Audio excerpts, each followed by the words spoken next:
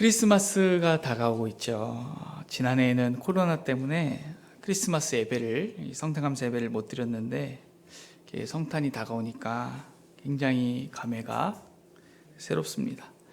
이 세상 사람들은 백화점과 쇼핑몰에서 크리스마스를 느끼죠. 예쁜 트리 장식도 보고 이제 캐롤송도 듣고, 그리고 무엇보다 크리스마스 할인 행사에서 크리스마스를 느끼는 것 같습니다. 하지만 우리는 교회에서 예수의 나심을 찬송하면서 그러면서 성탄을 느끼기 때문에 꼭 2년 만에 성탄을 맞이하는 것 같아서 더 마음이 좀 특별한 것 같습니다. 성탄을 앞둔 우리가 가져야 하는 아주 중요한 자세가 있는데요. 그것은 바로 기다림입니다.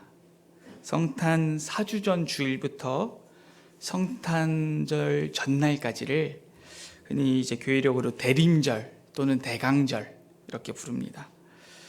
교회력이나 교회절기를 중요하게 생각하는 교단에서는 이 기간을 아주 중요한 기간으로 보내기도 합니다. 근데 우리가 속한 장로교회는 예수께서 부활하신 주일, 안식 후 첫날 부활하셨잖아요. 이 주일에 모든 절기가 성취됐다고 믿기 때문에 이 주일 예배 예전 안에 모든 절기의 의미가 다 담겨져 있습니다. 모든 의미가 다 담겨져 있어서 우리가 축도 전에 우리 하늘 소망 찬양하죠. 주님 그 나라에 이를 때까지 순례의 걸음 멈추지 않으리. 그 찬송을 할 때 이 주님을 기다리는 그러한 마음, 주님의 다시 오심을 기다리는 그 마음을 가짐으로써 대강절을 이제 기억하는 그런 것이죠. 오늘 특별히 이제 성탄절을 앞두고 우리가 매주 주일마다 주님의 다시 오심을 기다리긴 하지만 조금 더 특별하게 주님의 다시 오심에 대해서 생각해 봤으면 좋겠습니다. 우리가 기다리는 우리 예수님은 어떤 분이실까요? 그리고 우리는 어떤 마음과 자세로 우리 주님을 기다리면서 살아가야 될까요? 오늘 우리가 읽은 이 본문은 룻기의 거의 마지막 부분입니다. 여기서 나오미라는 사람이 등장하는데요. 나오미는 어떤 사람입니까? 베들레헴에서 살다가 남편과 두 아들과 함께 모압으로 이민을 갔던 사람입니다. 왜 이민을 갔을까요? 한번 말씀 보겠습니다. 룻기 1장 1절입니다. 함께 읽습니다. 사사들이 치리하던 때에 그 땅에 흉년이 드니라. 유다 베들레헴의 한 사람이 그의 아내와 두 아들을 데리고 모압 지방에 가서 거류하였는데, 일단 그 땅에 흉년이 들었기 때문입니다. 그런데 재밌는 것이 베들레헴의 그 고장의 이름의 뜻은 빵집이거든요.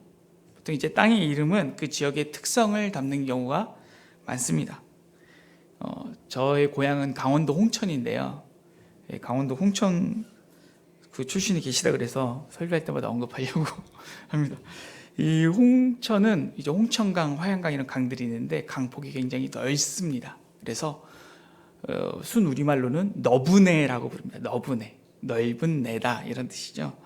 그런데 그것을 한자로 넓을 홍에 내 천자를 써서 홍천 이렇게 부르는 것이고, 홍천은 넓은 내가 있다. 베들레헴의 이름이 빵집이라는 것은 그곳이 어떤 곳이라는 것을 의미할까요? 곡창지대라는 걸 의미하겠죠. 곡식이 많이 나는 것입니다. 그런데 이 곡창지대임에도 흉년이 들어서 더 이상 살 수 없는 지경이 되고 가족들을 데리고 이 땅을 그냥 두고 이민을 가야 하는 상황이 된 것이죠. 이렇게 생기가 어려워 다른 나라로 가야만 하는 사람들을 우리가 난민이라고 부릅니다. 그리고 성경의 표현으로는 그것이 바로 나그네입니다. 이방 땅에서 나그네된 이들에게 아주 참혹한 일이 벌어졌습니다. 어떤 일이 벌어졌을까요? 룻기 1장 3절에서 5절 읽어보겠습니다. 함께 읽습니다. 나오미의 남편 엘리멜렉이 죽고 나오미와 그의 두 아들이 남았으며 그들은 모압 여자 중에서 그들의 아내를 맞이하였는데 하나의 이름은 오르바요 하나의 이름은 루시더라. 그들이 거기에 거주한 지 10년쯤에 말론과 기럨 두 사람이 다 죽고 그 여인은 두 아들과 남편 뒤에 남았더라. 남편 엘리멜렉이 죽습니다.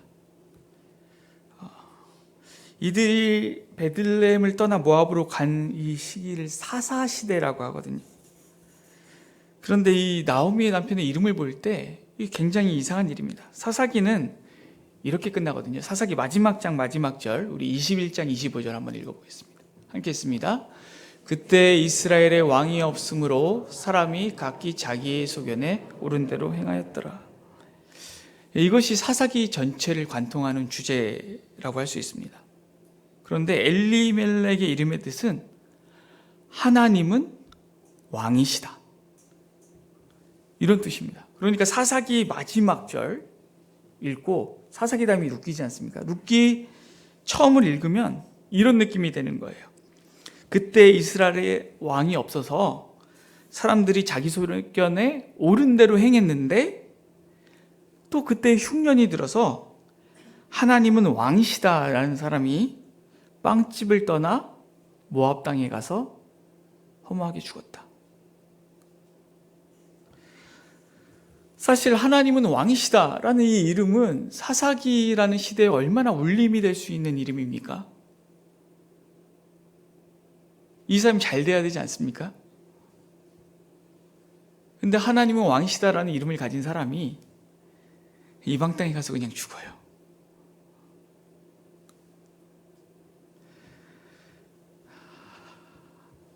난민은 어떤 사람이죠? 난민은 왕이 없는 사람, 주권이 없는 사람입니다. 왕이 없는 사람들 어떻게 됩니까? 나라의 보호를 받지 못하죠. 그래서 전쟁이 벌어지면 노예나 포로나 난민이 되는 것입니다.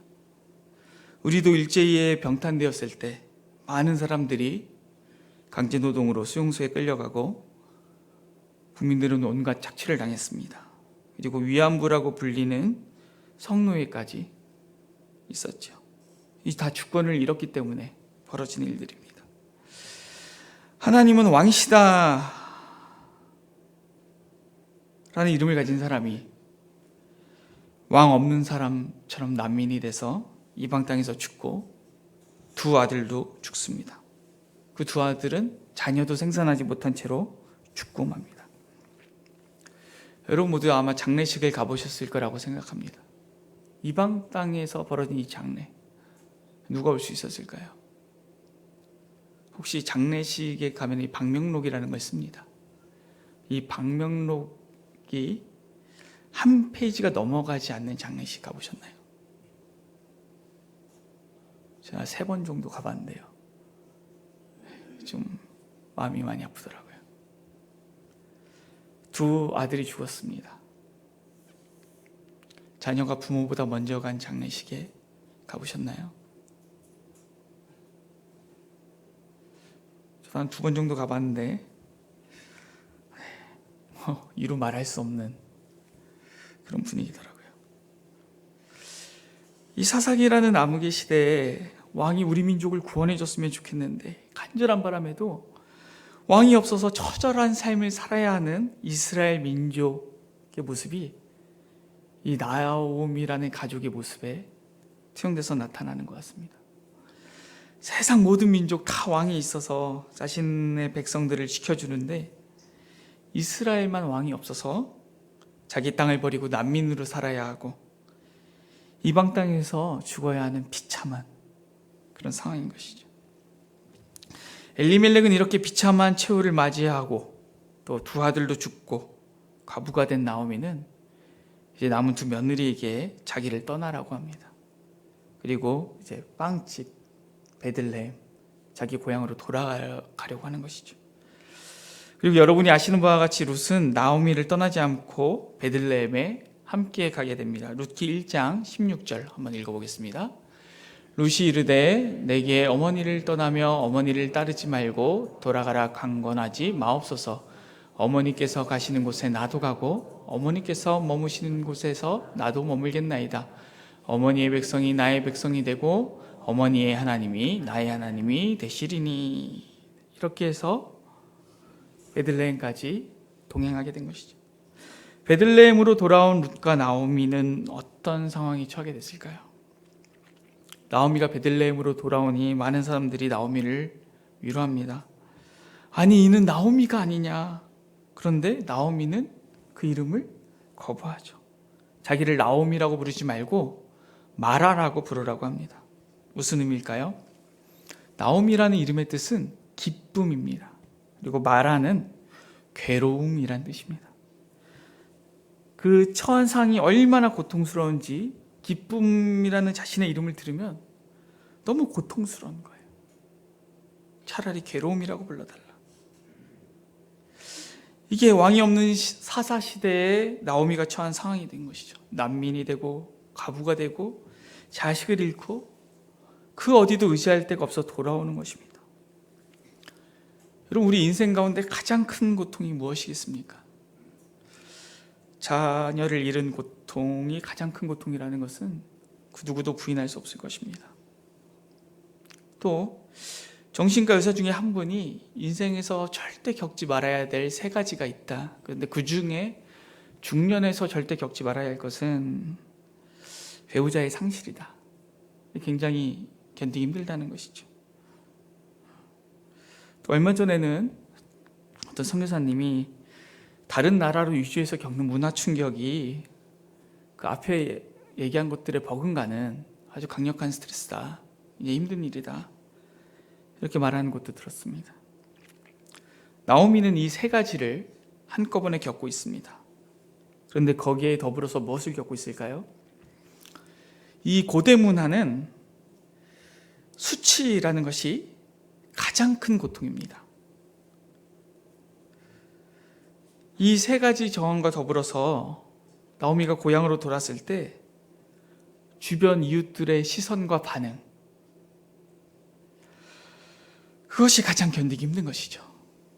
사실 현대를 사는 우리가 겪었다 하더라도 견디기 쉽지 않았을 것입니다. 그런데 잘 살아보겠다고 다 팔고 이민을 갔는데 모든 것을 다 실패하고 남편과 자식까지 잃고 고향에 들어왔을 때 지금처럼 이민이 흔한 사회도 아니요, 유학이 흔한 그런 사회도 아닙니다.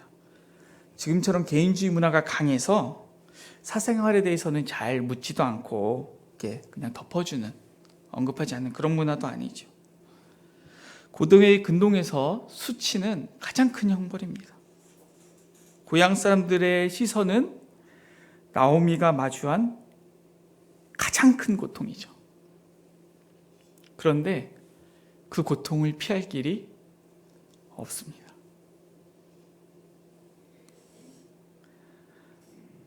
그러한 시선, 그러한 수치, 그 고통이 기다리고 있는 걸 뻔히 아는데도 고향 이외에는 갈 데가 아무 데도 없는 그런 상황인 것이죠.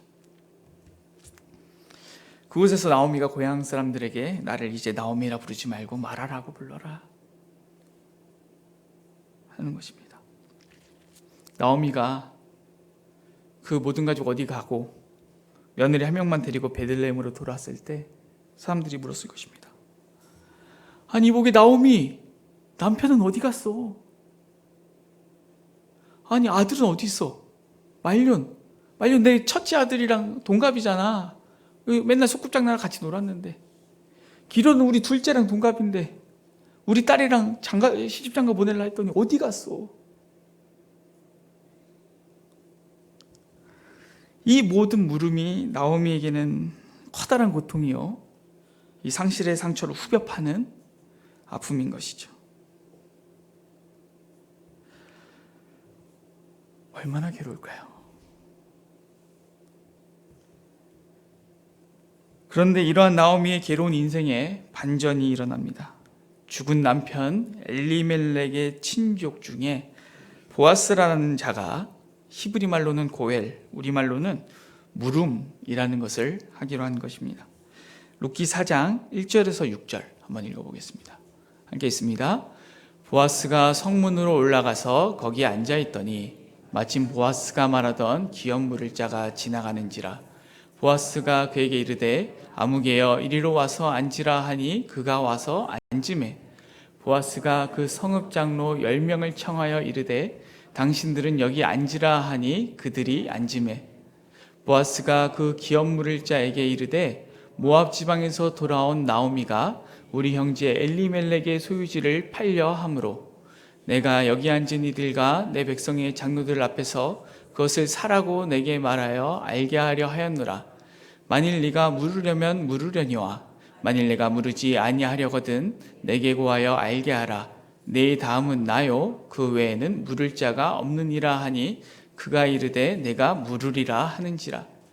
보아스가 이르되 네가 나오미의 손에서 그 밭을 사는 날에 그 죽은 자의 아내 모압 여인 루색에서 사서 그 죽은 자의 기업을 그의 이름으로 세워야 할지니라 하니 그 기업 물을 자가 이르되 나는 내 기업에 손해가 있을까 하여 나를 위하여 물으지 못하노니 내가 물을 것을 네가 물으라. 나는 물으지 못하겠노라 하는지라. 네. 이 고엘이라고도 하고 계속 물으다 이 물음이라고 나오는데 이것은 무슨 제도일까요?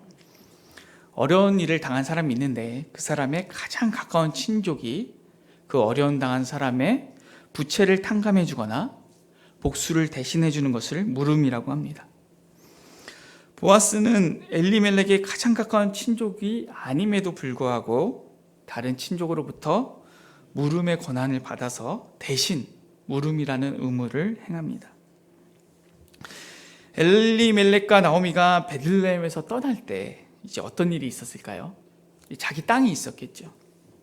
자기가 가진 땅을 팔았을 겁니다. 그런데 이 이스라엘에서는 이 땅이 희년이 되면 원래 주인에게로 돌아옵니다.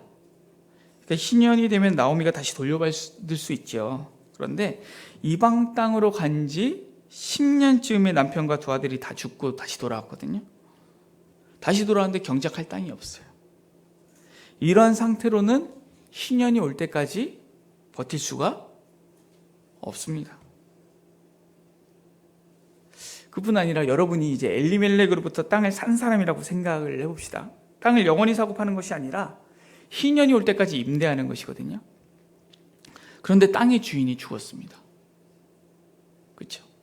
그 두 아들도 죽었습니다. 나오미는 이제 할머니고요. 그 땅이 누구의 것이 되겠습니까? 그 땅을 임대한 사람의 것이 되겠죠.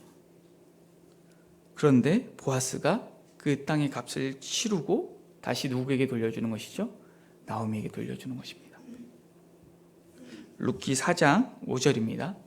함께했습니다. 보아스가 이르되 네가 나오미의 손에서 그 밭을 사는 날에 곧 죽은 자의 아내 모압 여인 루색에서 사서 그 죽은 자의 기업을 그의 이름으로 세워야 할지니라 하니 이게 그 뜻입니다. 자기가 갖는 것이 아닙니다. 루세 남편의 이름으로 세우는 것입니다. 엘리멜렉과 그의 후손의 이름으로 주는 것이죠. 보아스는 그뿐 아니라 그 당시 이 고엘 제도, 물음 제도의 하나였던 계대 결혼이라는 것을 합니다. 지금의 문화로는 좀 이해하기 어려울 수 있지만 이것이 어떤 의미가 어떤 제도인지 간단하게 설명을 드리면 이제 여호수아 시대에 이스라엘 백성들이 땅을 정복하고 이제 분배를 받았죠. 그래서 예를 들어서 형제가 있는데 얼마간의 땅을 둘러 받았다고 쳐봅시다. 첫째 형이 아들이 없이 죽었습니다. 그러면 첫째 형에게 있는 땅은 누구의 것이 되죠? 아무의 땅도 아니게 되죠. 상속자가 없으니까. 그렇죠? 하지만 첫째 형이 부양하고 있던 가족들은 있을 것입니다. 그 가족들은 어떻게 살아갔죠? 경작할 땅이 없기 때문에 그들은 살 수가 없습니다. 이럴 때 계대 결혼을 통해서 동생이 형의 아들을 대신 낳아주게 됩니다. 계대 결혼을 통해서 낳은 아이는 동생의 아이가 아니라 형의 아이가 돼서 형의 상속자가 되고 그 땅을 그대로 소유하게 되고 그 땅에서 나오는 경작물로 부양해야 할 가족들을 부양하고 대대로 형의 이름을 이어갈 수 있게 되는 것입니다. 즉 동생의 입장에서는 아무런 이익 없이 형과 형의 가족에게만 이익이 되는 그런 결혼인 것이죠. 이것을 보아스가 합니다. 루색에서 아이를 낳고요. 그 아이는 보아스의 자녀가 되는 것이 아니라 엘리멜렉의 아이가 되고 루스의 원래 남편의 아이가 되는 것입니다. 보아스가 물음으로 산 땅을 기업으로 받게 되는 것이죠. 하나님은 왕이시다. 이러한 이름을 가졌던 엘리멜렉은 이방 땅에서 죽었지만 대가 끊겼던 그 집안에서 그의 손자가 나오게 되는 것입니다. 오늘 본문에서 나오미는 그 아이를 품에 안았습니다. 남편이 죽고 아들 둘도 죽고 영원히 안아볼 수 없을 것이라고 생각했던 그 손자를 품에 안은 것이죠. 여러분, 우리의 인생에 고난이 계속해서 반복되면 우리의 생각이 어떻게 될까요? 너무 가난하고 너무 힘든 일이 계속해서 반복되면 나는 평생 절대로 집이라는 것을 가질 수 없을 거야.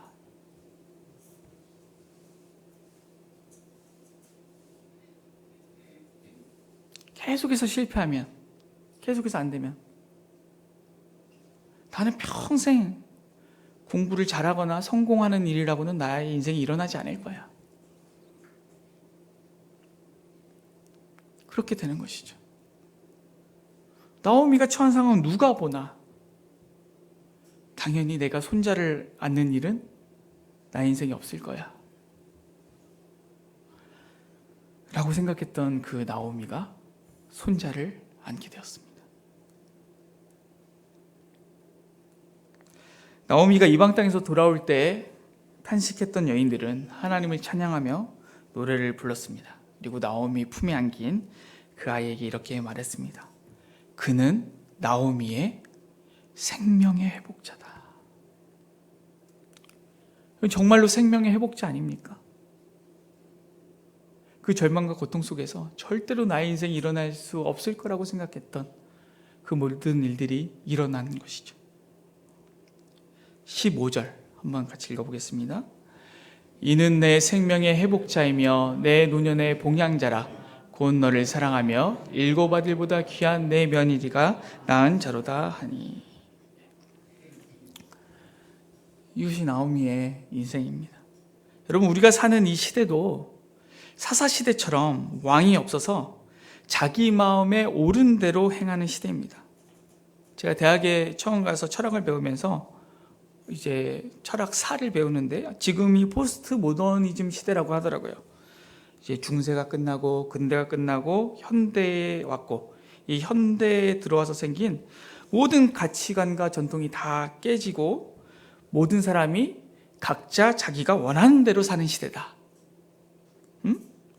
여러분, 어떻게 들리시죠? 사사시대에 왕이 없어 사람들이 각기 자기 속에는 옳은 대로 행했다라는 말과 똑같이 들리지 않습니까? 어쩌면 우리가 이렇게 힘들고 교회가 약해져만 가고 이러한 것은 사사시대가 지금 포스트 모더니즘이라는 이름으로 우리에게 다시 찾아왔기 때문인지도 모르겠습니다. 어쩌면 혹시 사사시대는 그 이름만 계속해서 바뀌면서 언제나 우리 곁에 있었는지도 모르겠어요. 그래서 그런지 지금 우리가 겪는 고통과 고난, 어쩌면 온 인류가 겪고 있는 고난은 이 나오미의 고난과 같습니다. 사사시대에는 수많은 외세의 침략이 있었습니다. 전쟁이 있었죠. 전쟁이 필히 생산해내는 것이 있습니다. 무엇이죠? 고아입니다. 우리나라도 일제에 병탄되고 한국전쟁을 겪으면서 전 세계에서 고아를 가장 많이 입양 보내는 나라였죠. 또 과부입니다. 그리고 난민입니다.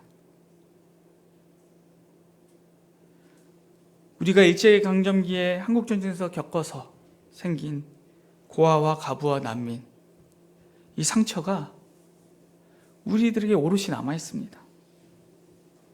여러분, 그렇다면 이 사사시대에는 얼마나 많은 나오미가 있었을까요? 얼마나 많은 엘리멜렉이 있었고 얼마나 많은 엘리멜렉이 죽었을까요?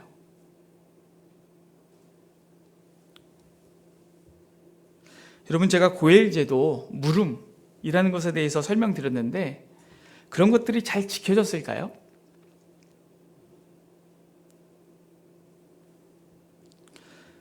오징어 게임이라는 드라마가 아마 전 세계적으로 유행이란 말 들으셨을 겁니다. 456억이라는 돈을 얻기 위해서 다른 사람이 죽어야지만 나의 상금이 올라가는 서바이벌 게임입니다. 다른 사람이 살수록 내가 손해고 다른 사람이 죽을수록 내가 이익인데 그것이 왜 전 세계에서 최고의 열풍을 불러일으켰을까요? 그것이 지금의 시대 모습을 반영하고 있다고 생각하기 때문입니다. 사사시대에 여호수아가 정복해서 공정하게 분배했던 땅들의 주인이 얼마나 많이 난민이 되고 얼마나 많이 죽었을까요? 여호수아 때 땅을 받아서 물려받았는데 전쟁이 일어날 때마다 그러면 고엘제를 통해서 그 땅을 다시 고아에게 과부에게 난민으로 떠났다가 징용돼서 끌려갔다가 다시 돌아온 나그네들에게 다시 나눠줘야 되는데 얼마나 지켜지고 그것이 얼마나 돌아갔을까요?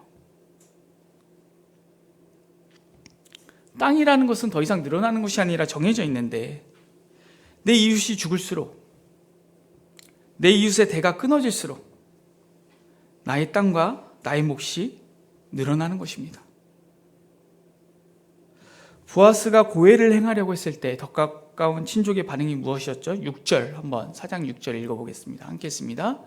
그 기업 물을 자가 이르되 나는 내 기업에 손해가 있을까 하여 나를 위하여 물으지 못하노니 내가 물을 것을 네가 물으라 나는 물으지 못하겠노라 하는지라. 이것이 아마 일반적인 반응이었을 것입니다. 일반적인. 요즘 젊은 사람들에게 코인 열풍, 가상화폐 열풍이 불었습니다. 어른들에게는 부동산 열풍이 불었죠. 경제적 자유라는 단어가 아주 유행하고 있습니다. 코인이나 부동산으로 돈을 벌면 이 직장 월급에 얽매이지 않고 자유롭고 편하게 살 수 있다는 것이죠. 직장에서 스트레스 받지 마라.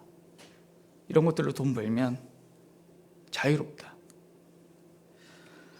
우리나라만의 일이 아닙니다. 코로나 기간 동안 전 세계에 있는 모든 가상화폐와 수많은 부동산이 폭등했다고 합니다.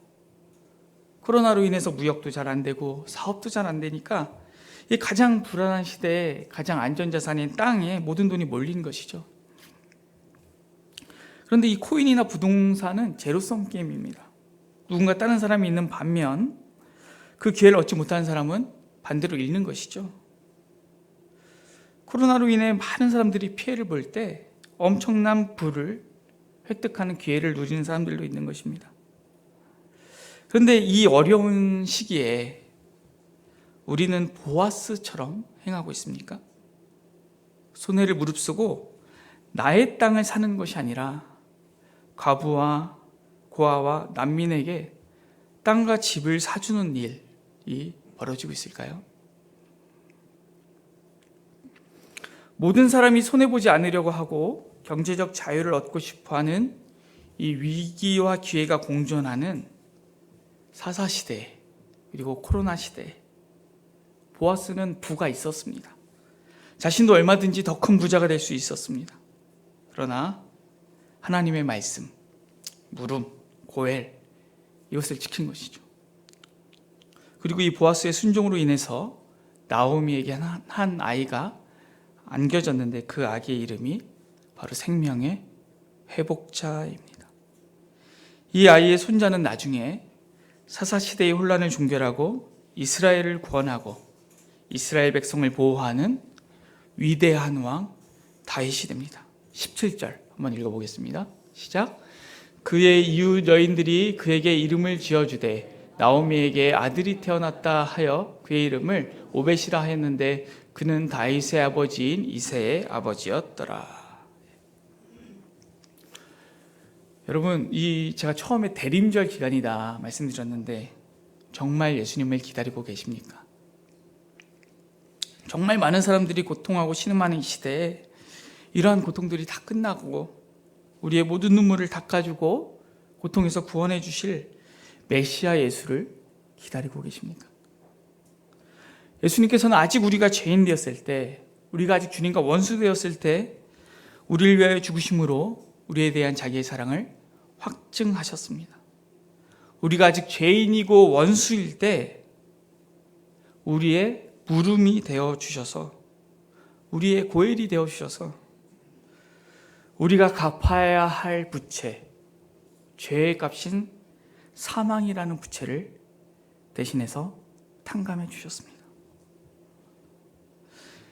우리는 이러한 은혜를 받았죠. 그리고 이러한 은혜를 베푸신 예수님을 기다립니다. 그러면 우리는 어떻게 살고 어떤 모습으로 예수님을 기다려야 할까요?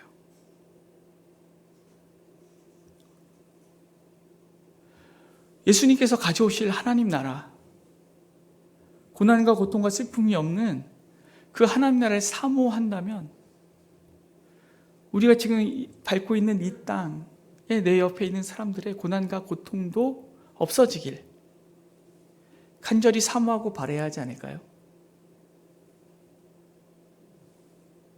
주님께서 만들기 원하시는 나라를 내가 사모하지 않는데, 내가 원하지 않는데 내가 주님을 사모하고 기다린다.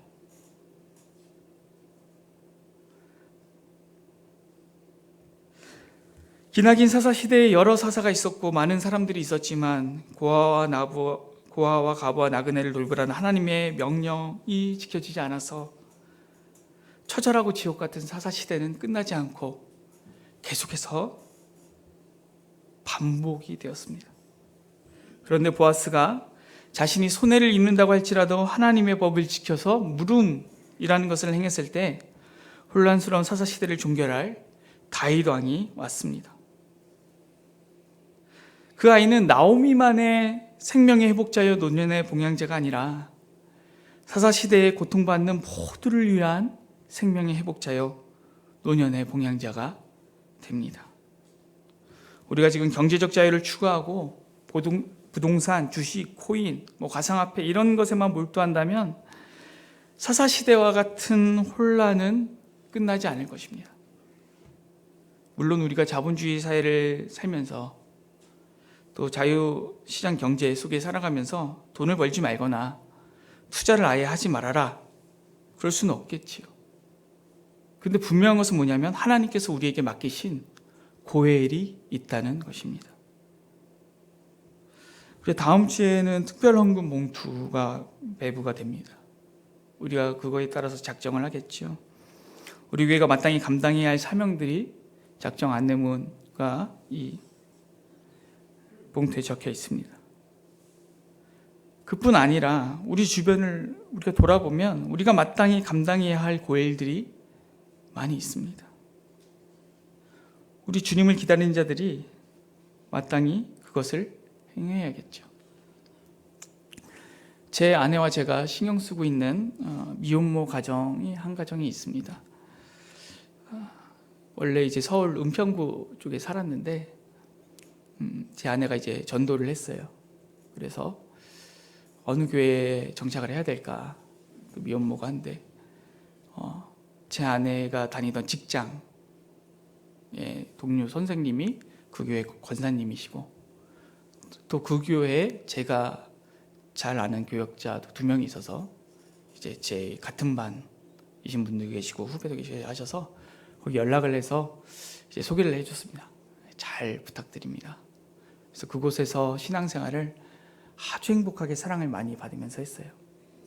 근데 이 자매가 처한 상황이 굉장히 어려운 것이죠. 이 반지하에 굉장히 위험한 이 뒷골목, 아주 좋지 않은 환경에 살다가 이제 LH라는 것을 통해서 이제 경기도 외곽으로 이사를 가게 됩니다.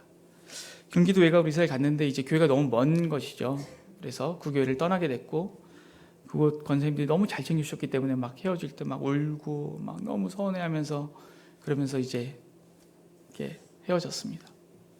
이제 다른 지역에 가서 그곳에서 이제 새로운 교회를 찾아야 되는데 제가 그쪽에는 좀 잘 아는 교회가 없는 거예요. 그래서 그냥 우리 교단 마크 알려주고 우리 교단 마크는 그냥 적당한 교회 아무 데나 가라, 가까운 데가 제일 좋다. 그래서 어느 교회에 갔습니다. 그런데 조금 이제 전에 교회 같지 않은 그런 느낌이 드는 것 같더라고요. 그래서 제 아내랑 한 번은 그 서울 올라가는 길에 음료수 하나 그 교회 방문해서 잘 부탁드린다 이렇게 부탁도 하고 이렇게 했습니다. 그런데 이제 어느 날 그 자매가 운전을 하는데 마티즈 작은 경차를 모는데 덤프 트럭이 이렇게 옆에 지나가면서 안 보이니까 그 차를 이렇게 옆으로 걸었는지 끌고 이렇게 가는 거예요. 그래서 이러다가 죽겠다 싶어서 그 자매가 이제 순발력이 좋죠. 잽싸게 그 경차에서 뛰어내렸습니다. 차는 폐차를 했고 그 자매는 다행히 이제 살았는데 병원에 3주나 입원해 있었습니다. 네, 그런데 돌아보는 사람이 없는 거예요. 네, 그래서 너무 힘들어하고 전회교회를 너무 그리워하는 것이죠. 제 아내랑 통화를 하다 제 아내가 얘기했습니다. 자, 그러면 그 교회로 다시 다니는 거 어때? 멀어도 그렇게 멀진 않잖아. 주일에는 차 많이 안 막히니까 그 교회로 다시 가는 게 어때? 이 자매가 이렇게 얘기하는 거죠. 언니, 나는 그 주유비도 힘들어요. 한 달에 4번 그 기름 넣고 가는 것도 나한테는 힘들고 부담이에요. 마음이 아프더라고요. 그래서 원래 다니던 교회 그 교역자에게 전화를 했습니다. 연말인데 내년에 구제 계획도 짜고 예산 짜고 있을 텐데 지금 상황이 이렇습니다. 잘 챙겨주셨었는데 혹시 그러면 주유비 한 달 주유비 정도는 도와주실 수 있지 않겠습니까? 연락을 드렸는데 잘 해결되지 않을까 기도하고 있습니다. 우리 주변에 우리가 마땅히 감당해야 할 고일들이 있는 것이죠. 오늘 우리는 생명의 회복자이신 아기 예수를 기다립니다. 이새의 뿌리, 이새의 줄기, 다윗의 자손, 만왕의 왕 예수, 이 주님께서 다시 오셔서 우리의 생명을 회복하시길 간절히 기다리고 이 고통과 어려움으로 신음하는 많은 사람들에게 이 고통이 끝나고 참 평안과 위로, 영원한 위로가 있기를 소망하는 것이죠. 성탄을 일주일 앞두고 여러분은 무엇을 기다리고 계신가요?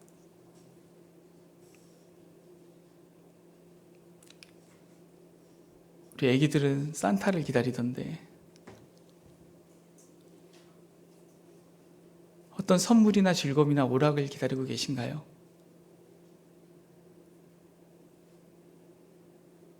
아니면 우리 주님이 이루실 그 나라를 기다리고 계신가요? 우리가 그 나라를 사모했으면 좋겠습니다. 그 나라처럼 이웃의 고통과 아픔이 사라지는 그것을 우리가 사모해야지 우리가 진짜 주님을 기다린다, 주님의 나라를 기다린다 할 수 있지 않겠습니까?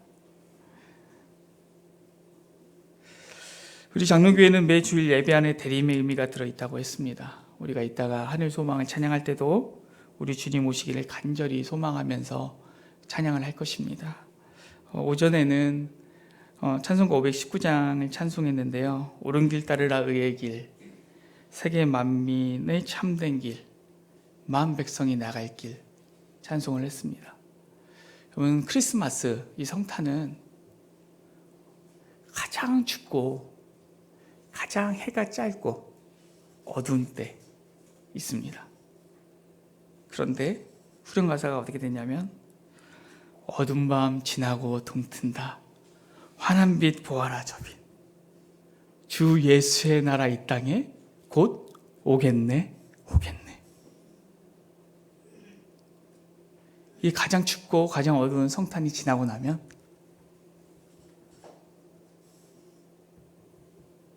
빛으로 오신 예수 그리고 그 예수께서 가져오실 나라가 임하길 우리가 간절히 소망하고 기다렸으면 좋겠습니다.